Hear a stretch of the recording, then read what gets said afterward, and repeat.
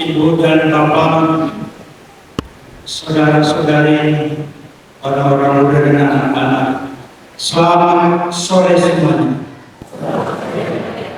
Sudah capek kan? Karena tadi pagi, sekitar 6 kilometer.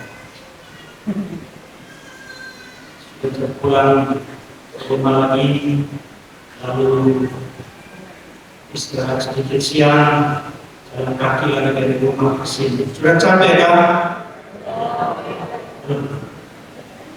Luar biasa. Semangatnya luar biasa. Saudara-saudari yang terkasih dalam Tuhan, tahun 1997 pertama kali saya ke Israel, masuk selama 1 minggu, kemudian ke Prancis, ke Loret. Lalu tahun 2018 pergian kedua juga bisa masuk Israel, dan pergian ketiga ini gagal masuk karena pada hari kami mau masuk bunyi sirene di seluruh Yordania. Beberapa menit bergaung dan saya berpikir ini sudah perang, dan ternyata betul. Dan karena perang itu tidak bisa masuk ke Israel. Saudara-saudari terkasih dalam Tuhan, ketika pergi pertama dan kedua, kami pergi sampai di gereja Ayam Berkokok, gereja di mana Petrus menyangkal Yesus itu di rumah Kayafas. Di gereja itu ada sebuah tempat di bawah tanah dan diameternya hanya 1,5. Di tengah-tengah dari lubang itu, disitulah tempat siksaan Yesus yang kita dengar dalam bacaan, baik pada bacaan hari Minggu Palma maupun bacaan yang ditulis oleh Yohanes Sehat. Tapi tempat itu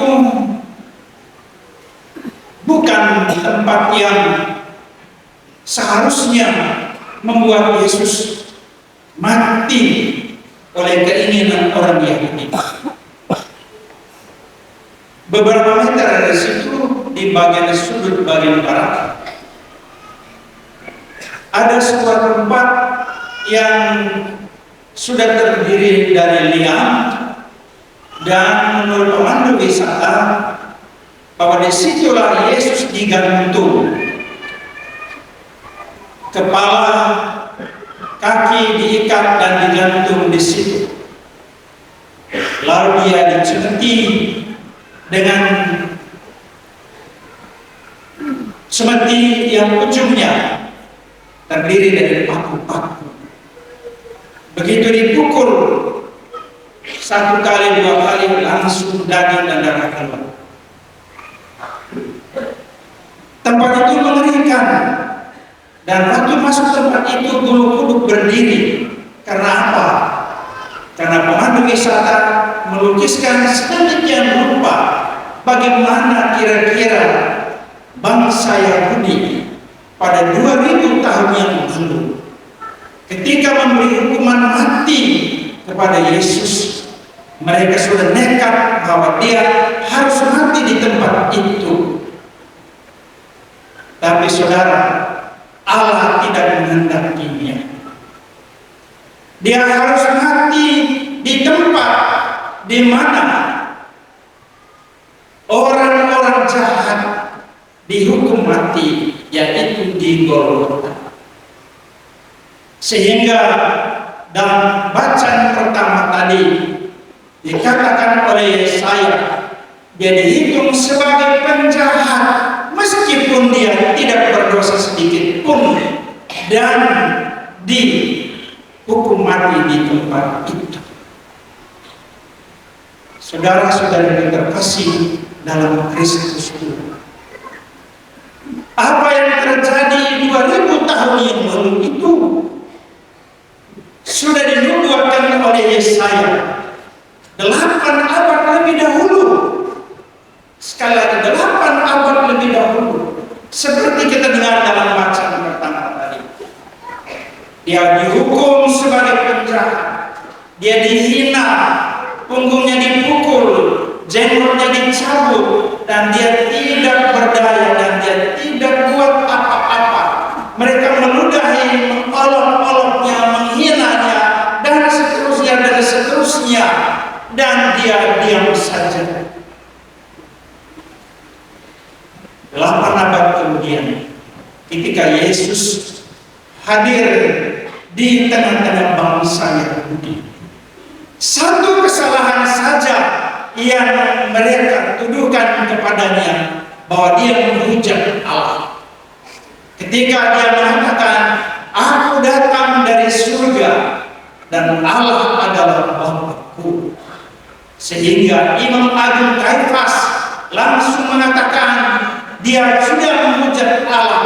Tidak ada tuduhan lain yang disampaikan kepadanya selain penghujatan yang dia lakukan.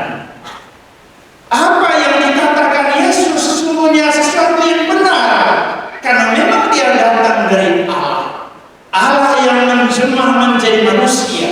Dia datang untuk apa? Dia datang bukan untuk memimpin kerajaan Israel, menggantikan bangsa Nabi, atau menggantikan Herodes sebagai raja bangsa Yahudi pada waktu itu. Dia datang sebagai raja, seperti pada minggu Palma, datang sebagai raja yang menumpang seekor keledai betina dengan kesederhanaan, dengan kerendahan hati, karena dia ingin membawa semua orang untuk dapat memuliakan dia ketika dia ditinggikan di kayu salib, sebagaimana Musa yang diberi pesan oleh Allah sendiri ketika bangsa Yahudi dipaku ular-ular berbisa di Gunung Nebo. Maka Allah berpesan, Musa, orang-orang Israel dengan kata-katanya telah melukai hatiku, dan mereka mati karena ular-ular itu. Supaya mereka tidak mati karena permohonan mereka, maka engkau memasang ular tembaga, dan ketika melihat ular tembaga itu, mereka semua akan diselamatkan. Ular tembaga adalah ular yang ditinggikan, dan seperti itulah Yesus ditinggikan di kayu salib, dan semua orang memandang dia, semua orang yang percaya kepadanya diselamatkan. Saudara-saudara terkasih dalam Kristus Tuhan, dalam hubungan dengan itu, pada kesempatan ini saya mengambil renungan bagi kita, diambil dari bacaan pertama, oleh bilur-bilurnya kita disembuhkan. Saudara-saudara terkasih, kita ini mengalami berbagai macam penyakit, baik penyakit jasmani maupun penyakit rohani. Kalau penyakit jasmaninya, hampir setiap hari kami yang berada di pinggir jalan Van Beek ini selalu dengar bunyi ambulans. Kamu ambulansnya ke bawah, itu berarti dalam keadaan darurat. Kalau ambulansnya bunyi dari bawah dan bunyinya sudah lain, itu berarti pulangnya jenazah.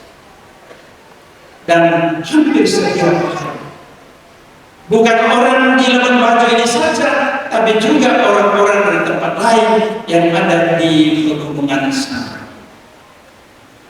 Ada begitu banyak penyakit-penyakit jasmani yang membuat kita ini selalu khawatir. Khawatir dengan darah tinggi, khawatir dengan darah rendah, khawatir dengan kolesterol, khawatir dengan segala macam penyakit-penyakit lainnya, asam urat lah, kelebihan gula darah lah, dan sebagainya dan sebagainya. Lalu untuk mengatasi hal itu, pemerintah membangun rumah sakit di Labuan Bajo ini. Rumah sakit yang istimewa lagi, Siloam, rumah sakit itu Komodo pemerintah punya, rumah sakit Santo Yosef, ada klinik-klinik lagi, ada lagi klinik-klinik kecil yang ada di mana-mana, ada begitu banyak dokter. Semua ini dibangun, didirikan supaya kita mendapat pelayanan untuk disembuhkan dari penyakit-penyakit. Gereja pun mulai memberikan perhatian khusus dengan setiap bulan kita mengadakan misa dengan adorasi untuk penyembuhan dan dengan doa penyembuhan. Ini semua tanda perhatian dari Allah supaya melalui para medis, melalui para dokter, melalui orang-orang yang bisa mendoakan, kita semua bisa disembuhkan oleh Allah sendiri. Tapi siapa sesungguhnya di balik itu semua? Tidak lain adalah Kristus. Meskipun dia hamba yang menderita, yang tidak dihargai, yang ditolak, yang diremehkan karena pelanggaran umatnya, ini adalah suatu nubuatan tentang Kristus, bukan raja di atas tahta, tetapi raja yang tersalib. Apakah dia menjadi raja yang tersalib? Dia tidak memberikan apa-apa untuk keselamatan umat manusia. Saudara terkasih, justru dengan salib, dengan bilu-bilunya, akibat cemeti-cemeti, akibat tombak, akibat apa saja yang dilakukan oleh para serdadu terhadap dirinya, darah yang keluar dari tubuhnya, bilu-bilu yang muncul dari tubuhnya, justru itulah yang menyembuhkan, itulah yang menyelamatkan. Karena apa, saudara terkasih? Akar penyakit manusia sesungguhnya bukan fisik, tetapi rohani. Semua penyakit-penyakit muncul dalam kehidupan kita ini kita menjadi berdosa karena pikiran-pikiran yang buruk keluar dari pikiran kita. Kita menjadi berdosa karena setiap hari kita lihat konten-konten yang negatif. Kita menjadi berdosa karena dengan melihat semua itu ada begitu banyak kekacauan yang dilakukan oleh mulut ini, ada begitu banyak kekacauan yang dilakukan oleh perbuatan-perbuatan kita yang menyebabkan kita jatuh ke dalam dosa. Dan saudaraku terkasih dalam Tuhan, kata sembuh di sini tidak terutama berarti bebas dari sakit badan, tetapi bebas dari penghukuman atas dosa. Ayat 5 mengatakan dia ditikam karena pemberontakan kita, diremukkan karena kejahatan kita. Maka penyakit rohani kita adalah dosa, pemberontakan, keinginan untuk berjalan sendiri tanpa Allah, dan akibatnya adalah jauh dari Allah, tidak bisa berdoa dengan baik kepada Allah, dan hati kita selalu diganggu oleh perasaan bersalah karena dosa-dosa itu. Akhirnya kita tidak percaya diri untuk berdoa dengan baik. Kita tidak percaya diri untuk yakin bahwa Tuhan itu maha baik. Kita tidak percaya diri untuk menggobarkan harapan-harapan kita pada Tuhan. Kita tidak menjadi percaya diri untuk bisa mewujudkan kasih kepada semua orang lain. Oleh karena itu, Bapak Ibu saudara-saudara yang terkasih, saya mengingatkan kita pada saat ini, justru oleh bilu-bilu, luka cemburu yang disebabkan oleh dosa-dosa kita itu disembuhkan. Mungkin Bapak Ibu ingat ketika berada di tengah banyak orang, ada orang yang jumpai-jumpainya saja mereka disembuhkan. Ada orang yang hanya menyentuh bayangannya saja disembuhkan. Apalagi oleh hidup-hidupnya. Tuhan yang menderita untuk kita, yang melambangkan penderitaan yang total untuk menyelamatkan kita karena penghinaan yang dilakukan oleh manusia. Justru dari hatinya yang amat mencintai, dari hatinya yang sudah rela berkorban, dia memberikan rahmat untuk kesembuhan. Kesembuhan apa yang diberikan olehnya kepada kita? Pertama, yaitu kesembuhan pengampunan dari rasa bersalah. Kita kalau sudah berdosa, pasti ada rasa bersalah. Dan kita tidak tahu buat apa lagi. Kita tidak bisa berdoa. Kita tidak mau datang ke gereja. Apalagi kalau dosa-dosa itu dosa yang besar. Kalau selalu merasa bersalah, saya ini sudah salah, saya ini sudah salah. Saudara terkasih, berikan pengampunan kepada diri sendiri dengan mengatakan, Tuhan, saya mengampuni diri saya sendiri yang sudah bersalah sebelum Anda datang ke tempat pengampunan dosa. Yang kedua, kesembuhan dari rasa takut akan kematian, dan Tuhan memberikan kepada kita hidup kekal. Dengan kematian di kayu salib, saudaraku terkasih, Tuhan Yesus menjembatani dunia yang berdosa dengan surga yang megah.